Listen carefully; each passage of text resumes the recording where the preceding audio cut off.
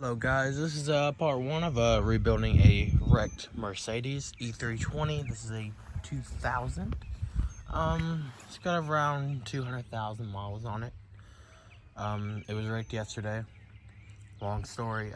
Friend was coming home from work, and there was a patch of asphalt that's really slick where we live, and he was already doing about 60 in about third gear, and his back end just slid out and hit a guardrail and a pole. Luckily no one was hurt. Airbags didn't deploy, which is an amazing thing, makes something really good, because if I've already had the hood open, but just go ahead and little tab right here, and a good thing is knowing my in and out of this car already, so it's not going to be difficult. But we're going to work on getting driving passenger fenders off. We'll take the headlights off, which is a few bolts. The biggest issue I see, so it's got a unibody. So I did this with my stepfather about when I was a kid, but we did it more. It was more extreme.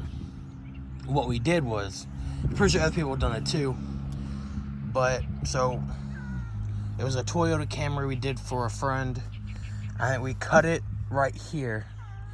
Just cut out all this on the other side too, and then went and found a piece and cut it off of another car at a junkyard or pick and pull or whatever, and then we just welded it together and then replaced the fenders and all the other stuff, and it was actually not that bad.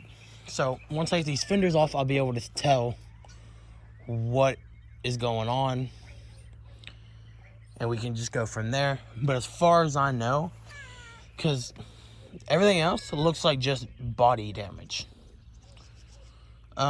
This is right here, but this is aluminum, so I gotta figure it out. The radiator did get pushed back, and the idler pulley does have a tooth missing, so it's shipped. So we don't need to run it. Nothing leaked, no antifreeze, no water, no oil, nothing like that came out. So realistically, it's fine. Like, this is a way better scenario than what could have happened. One car accident, you didn't hit nobody in the process. It was just a freak accident, and I don't want to say driver error because it wasn't totally his fault, but he was the only one involved, so that's what the state classifies it as, the police classify it as, so that's what we're going to go with. But that's the full story, basically. I mean, but see, hit the guardrail, everything else, and only hit a pole. The pole hit right there. That's why that's messed up. That's why it went so far in. So what I want to do is maybe, once we see if this is the only bent piece of the frame, we can go ahead and cut it right here, because nothing else is really that bad. We can go ahead and cut it there and there, and just go ahead and weld a new bumper support on. But I don't know, we were just talking yesterday, maybe it's just bad luck or karma, and it was raining the whole day yesterday. The whole day. And as soon as he gets off of work, this happens. So I mean, it sucks, but things do happen for a reason, and this is just a chapter in his life that he gets to remember and move on from, right? I mean, you gotta look at the best of things. It could have been a lot worse. His airbags kind of went off, and that would have completely totaled the car, but no airbags were deployed, because I don't know, I guess he didn't hit the bumper support hard enough, which makes me wonder why they didn't go off. I know we did have a problem with them. We had an airbag light when we got the car over almost a year ago, and we had a problem with the airbag light, and it was always on, and then it just went off. So in the Mercedes, they like to fix themselves, like Peter likes to fix themselves. I don't understand. We didn't do anything to it, but it'll just fix itself, and we're from there. So, according to the car, the airbags are working fine, but they didn't deploy. And honestly, I don't really know where the airbag module is, or the impact sensors. I know they're somewhere up here. I just don't really remember where. Is maybe that's it? I don't know. I'll have to look at it. Cause I noticed it's the headlight module because it didn't have HIDs. Yeah, that's probably the airbag module. Horns on one side. But anyways, we're gonna start taking this fender off. That means I don't have to put y'all down or something, because I don't really have a tripod here. So I don't know, I'm gonna have to figure that out. But we're gonna start taking this off. He's gotta get a tarp on his way home from the dealership. And then we can go from there. Oh, it's actually unlocked. Cool. Alright, so I really don't see any bolts for this. Is there not any bolts on the side for the fender? But it's fender liners, I really don't have to do. This is gonna suck. Mercedes, they use a lot of bolts for a lot of fucking, like, stupid ass reasons. But I'm gonna go ahead and want to get these 10mm bolts off. I've already got 2. Get this 8mm bolt off for the headlight. And I'm gonna go ahead and take his projector lens out and just keep it as a souvenir. And these are brand new headlights. Like, that's what really sucks. The brand new headlights where he was just about to buy all the suspension stuff for the car this weekend that it needed because the suspension stuff was getting squeaky. And he just did an oil change on it yesterday. Or the day before yesterday. Saturday, he did an oil change on it. So this oil's got like 50 miles. So, I mean, I don't know. It's fixable. It'll take a day at Pick and Pull, or if we go to Copart and buy a donor. Like, it'll take a day. Nothing really needs to match the same color right now. That's not what we're going for. We can always paint it. We know a painter. But let's just get this over with and see what damage we got. Now, the good thing is just seeing it, how it happened. Excuse me. Got that morning cough. If you know what I'm talking about, leave a like. But so way it pushed back. It didn't really push it back all that much. That's just the bolts, you know, if it did push back. But it didn't look like anything crumpled. I mean, it could have, but I don't know. Just because of the way the fender is built. Because it hit here, crumpled, and then crumpled out, and then crumpled in. Maybe it saved the body piece, the frame piece under here, which would be amazing if it did. Hood's trash. There's nothing we can do about that. Get a good look at the hood here.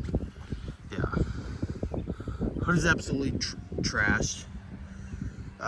We've technically already been in an accident on this side, and that's why this fender is not in the best of shape. So a couple months ago, I think it was September, no, maybe November, something like that.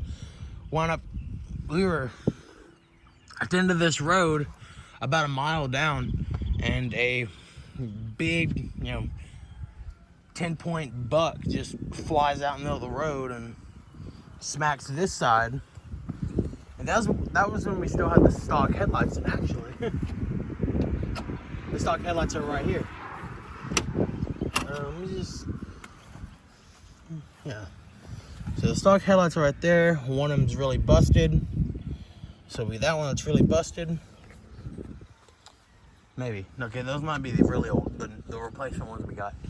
We did all that, and it bent the hood a little bit, so it's kind of been long. That's why it's kind of weird looking. But and then we already replaced the bumper. We already did all this, and now we gotta do it again, which isn't terrible because we know how to do it now. it's just the concept and seeing it like this and realizing that it's real. Like, this really hurts. Like, this was a $50,000 car. Yeah, granted, they're worth about $2,000 right now. But that doesn't mean they're any less reliable or any less quality just because it's 20 years old. You know what I'm saying? It's at a sticker price of what, $63,000? I think that's what the window sticker for this car said. It's got every option except heated seats. I'm pretty sure. Which you don't need heated seats. You don't need that. Well, you got AC and you got heat. Why do you need heated seats? But it's got the whole key fob thing. We can roll the windows up with the key fob and shut everything. And the automatic window up if it starts raining if they're left down with the rain sensor. And like, got the aluminum wheels. And it's just gonna be really interesting to look at it. I don't know, I should probably disconnect the battery before I start taking all this stuff off. I feel like that'd be a smarter idea, but honestly, no, I'm not gonna do that. As long as I don't have time. And honestly, standing here more and more, and looking at it, I'm really losing my motivation. But, alright, well, I'm gonna start taking all this stuff off, and I'll catch up with y'all. Alright guys, we got all the stuff off, and from looking at it right here, so you don't really see any major frame damage, which is actually amazing for how the accident happened. And if you don't know that, I don't know if I mentioned it already, that was a few days ago recording the first part of this video, but so this has got to get pushed back out, no big deal. This aluminum piece, we're gonna have to, the plug welds, we're gonna have to cut that, get a new piece for that. New radiator, of course. See if you can see in there, the idler pulley got smacked, so we are not gonna run this car. Electric fan and the French are out destroyed because of the belt and how that was all happened. This side, okay, it's not bad. Both sides are actually in better condition than, this is a best case scenario for what has happened. So this is actually not going to be a bad fix. We're going to do the good old backwoods telephone pole method, or strap it to another truck and take off to straighten this bumper back out a little bit. But we don't have to do it that much since the bumper mounts are just right here. So as long as this side gets straightened up just a little bit, we get the bumper on and get straight, but that doesn't matter. No one's gonna see it, the bumper's on. Headlights gone. So we need to get fenders, bumper, where's the radiator support, I guess. The really loud truck and trailer. Thanks for ruining my video. Gotta get headlights, those are about 200 bucks. And of course, the new hood. So we found a gold E320 in Houston for parts, and it's got the entire front end. So we're gonna go ahead because I feel like that'd be worth it. Yeah, we can buy all these parts, not painted and just primered, for around the same price.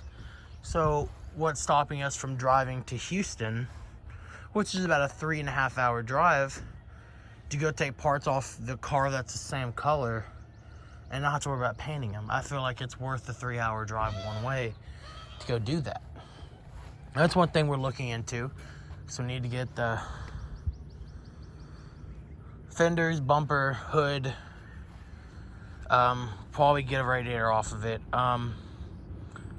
We don't really need headlights because we have the old headlights, the old stock headlights, but we're gonna go in and get new aftermarket headlights again. So fender, headlights, hood, bumper, and we're gonna go and replace the door too, because when we smacked a deer 6 months ago and the ass end came around and smacked the door. But the Jeep is leaving tomorrow.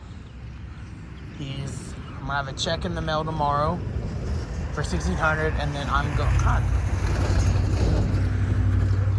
Love it. Okay, so The Jeep's leaving tomorrow. I'm gonna have a check in the mail, and then I'm gonna go look at a black 2000s E320 wagon over in Fort Worth for about $2,000. So once this leaves, there'll be another Mercedes in the driveway. That actually has only got 213,000 miles on it, which is a really good deal for $2,000. This has got about 278, and it's about worth $2,000. So now it's been in an accident. We're not claiming this on the insurance. There's no point. We only got liability, and it's not gonna be expensive to fix. Now, if the engine was shoved back and all the other stuff, sure. But so we got to do that. We're gonna fix that. That'll be done in a couple weeks. Jeep's leaving tomorrow. Volvo. It's Volvo. All this needs is brake lines. Tires are good. It runs. It's a manual. It's beautiful. We're trying to get back to start. It hasn't started in a while. The bug. Yeah, no. It's a little iffy back here, but we got the bug. And this one needs just a tad bit. Oh, got a WD-40 those hinges. So gotta do some stuff. Gotta replace the window. It's an old bug. No one's really worried about it. Engines, gotta pull the heads off because with the Stinger exhaust, water just got all up in there. So we'll have to deal with that. No big deal. So once the bug's done, we don't know what we're gonna do with that. So the Volvo Mercedes, which really doesn't look terrible from far away, but then again, it looks terrible. It looks a lot worse than what it did before it was wrecked. Hopefully we can get all the parts off the gold E320 that we did find in Houston, because I told him he's not taking parts off of my car.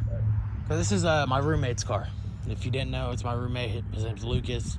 Roommate's like a brother to me. He took me in when I didn't have anywhere else to go. His best friend right here. So this is his baby. And he's also got an 80s blue 240D as well, which has a blown head. Blew the head gasket and kind of warped the head since they are cast iron. Fortunate things happen, but we're getting everything back together. We're working hard trying to get the money, because unfortunately these things aren't cheap and we're not loaded with money. So we're day by day figuring this out. And then, but I told him I've always wanted to get an E320 wagon. The sedans have always looked good. It's disgusting from the thing. Oh, if you ever own an E320, do not take those jack covers off, because it's got the pole jacks and I think that's what they're called. I don't know. See, the sedan has always looked decent. It's a really nice car. But the wagon, I never liked the look of the taillights on the wagons. I wish they were those taillights, but they're not, which, whatever. I'll get over it. But I've always wanted a E320 wagon. And, I found a gold one before, and it just didn't work out. I was like, whatever, it's gone. But I found a black one. Now, what I've always wanted to do is find a black E320 wagon. And now that I have found one that I've actually wanted, and it's really in my price range, I want to, I'm probably going to give him the stock wheels, or at least one of them, because we ended up cracking a rim somehow. There's a cracked rim, that's why a tire kept going flat. So we got the spare on, which the spares do look really good. But I want to get a set of gold, maybe a set of Vossens, honestly. Instead of like a darker gold, like Subaru gold wheels, like that Subaru gold on black, and put it on coilovers. Which can't really do that. I have to figure something out because it doesn't really have coils. It's got the double wishbone independent, I think. I don't know the terms of these things. I'm not so mechanically inclined, but I do know what I'm doing in the sense of this stuff, and I know how to fix things. I just don't know the certain terms. I know there are many people like that, so y'all know exactly what I'm talking about. But how you know what something is if you don't know the term. Like, I don't know. Like, you know what this does, right? You know, the condenser and the radio. You know what it does and the function, but you don't exactly know what it's called. Like, that's just the metal thing in the front of the car that cools down water and heat, helps cool the engine, that kind of stuff. But anyways, that's enough for my ramble. This is the end of part 1. Now we got all the stuff off, the bent ass fenders and the other really bent fender. So we're getting everything figured out. I'm actually off today, so I'm actually not planning on doing much. Probably just gonna go play a little Call of Duty. I'm gonna have might have someone come over later. I don't know. You know, just one of those off days. I really don't have anything to do and I'm just bored. But I'm not motivated to do anything. So that's it, guys. Thanks for watching. If you like this video, please like and subscribe. There will be more parts of this build pretty soon. So, yeah, guys, thanks for watching. Have a great day.